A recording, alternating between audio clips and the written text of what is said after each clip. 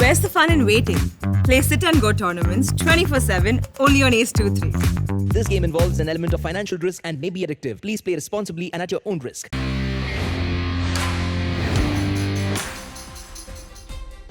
प्रधानमंत्री नरेंद्र मोदी आज राष्ट्रीय मानवाधिकार आयोग के 28वें स्थापना दिवस पर आयोजित कार्यक्रम में शामिल हुए। कार्यक्रम को संबोधित करते हुए पीएम मोदी ने कहा, एक ऐसे समय में जब पूरी दुनिया विश्व युद्ध की हिंसा में झुलस रही थी, भारत ने पूरे विश्व को अधिकार और अहिंसा का मार्ग सुझाया। हमारे बापू को देश ही नहीं बल्कि पूरा विश्व मानवाधिकारों और मानवीय मूल्यों के प्रतीक के रूप में देखता है। हमारे पूज्य बापू को देश ही नहीं बल्कि पूरा विश्व मानव अधिकारों और मानवीय मूल्यों के प्रतीक के रूप में देखता है।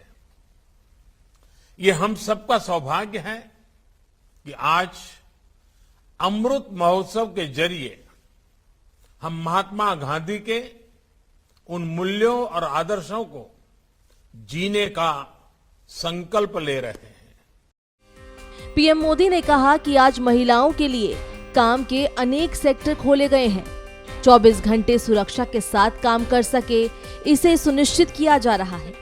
दुनिया के बड़े बड़े देश ऐसा नहीं कर पा रहे, लेकिन आज भारत करियर वुमेन को 26 हफ्ते की पेड मैटरनिटी लीव दे रहा है। दिल्ली पुलिस की स्पेशल सेल को बड़ी सफलता हाथ लगी है। पुलिस ने लक्ष्मीनगर इलाके में रमेश पार्क से पाकिस्तानी नागरिकता के एक आतंकी को गिरफ्तार किया है। बताया जा रहा है कि दिवाली और आने वाले त्योहारों के आसपास आतंकी हमलों की साजिश में वो शामिल था।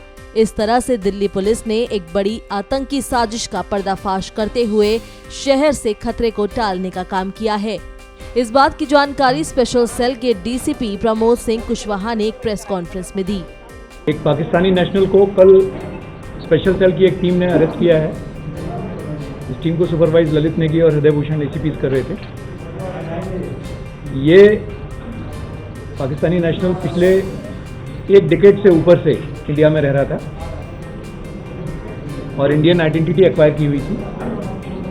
इसके इंस्टेंस पे 7 मैगजीन्स, पिस्टल्स 2 और कार्ट्रिजेस और एक ग्रेनेड रिकवर किया गया है। कॉन्फ्रेंस में बताया गया कि गिरफ्तार आतंकी एक भारतीय नागरिक की फर्जी आईडी के साथ रह रहा था।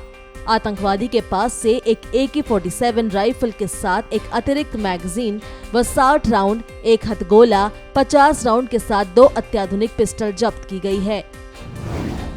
उत्तर प्रदेश के लखीमपुर खीरी का मुख्य आरोपित केंद्रीय गृह राज्य मंत्री अजय मिश्र टेनी के बेटे आशीष मिश्रा पर शिकंजा कसता जा रहा है। शनिवार देर रात गिरफ्तारी के बाद जेल भेजे गए आशीष मिश्र की पुलिस कस्टडी पर सोमवार को सुनवाई हुई, जिसके बाद मुख्य न्यायिक मजिस्ट्रेट ने 3 दिन के पुलिस रिमांड पर भेजा है, जहां उससे पूछताछ की जाएगी। इस दौरान एसआईटी इस मामले से जुड़े अहम सवालों के जवाब भी तलाश करेगी। आपको बता दें कि सुप्रीम कोर्ट की निगरानी और सक्रियता के बाद तिकुनिया कांड का आरोपी आशीष मिश्र को दूसरे नोटिस के बाद क्राइम ब्रांच के ऑफिस में पेश होना ही पड़ा था।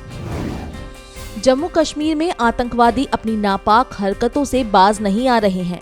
इंसानियत के दुश्मन लगातार घाटी को दहलाने के लिए साजिशें रच रहे हैं, लेकिन सेना के जवान उनके मंसूबों को नाकामयाब कर उन्हें नेस्तनाबूद कर रहे हैं। जम्मू कश्मीर में सुरक्षा बलों ने 5 जवानों की शहादत का बदला ले लिया।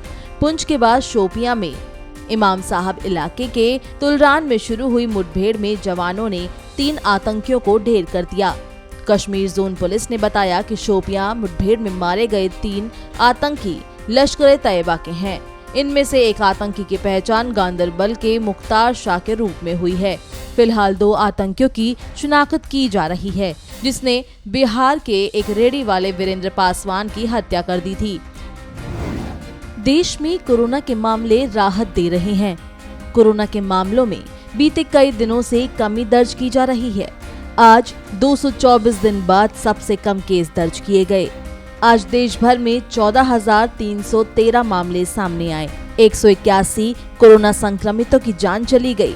अब तक देश में कोविड से कुल 4,50,963 लोगों की मौत हो चुकी है। वहीं 24 घंटे में 26,579 लोग कोरोना से ठीक हुए हैं, जिसके बाद देश भर में कुल 3,33,20,057 लोग कोरोना से ठीक हो चुके हैं। देश में फिलहाल 2,14,900 मरीजों का इलाज चल रहा है, जो कुल मामलों का 0.63% है, जो मार्च 2020 के बाद सबसे कम है।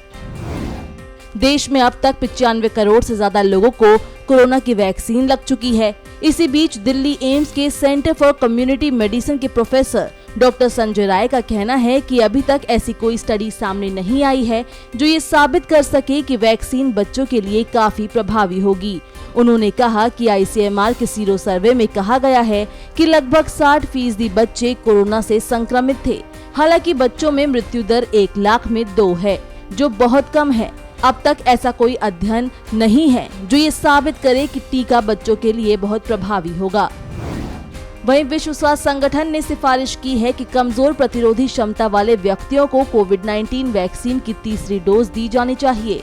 हालांकि WHO ने सामान्य स्वास्थ्य वाले लोगों को बूस्टर डोज देने पर कम से कम इस साल के अंत तक रोक लगाने की बात भी कही है। WHO ने कहा कि कमजोर इम्यून सिस्टम वाले लोगों को मान्यता प्राप्त कोई भी कोविड वैक्सीन का तीसरा डोज दिया जा सकता है। वहीं उत्तर प्रदेश सरकार ने केरल और पूर्वोत्तर के 4 राज्यों मिजोरम, मणिपुर, सिक्किम और मेघालय से प्रदेश आने वाले लोगों के लिए कोरोना वायरस की जांच अनिवार्य बना दिया है। स्वास्थ्य विभाग की ओर से जारी आदेश में कहा गया है कि 5 राज्यों में कोरोना वायरस संक्रमण के ज्यादा मामलों के कारण ये कदम उठाया गया है।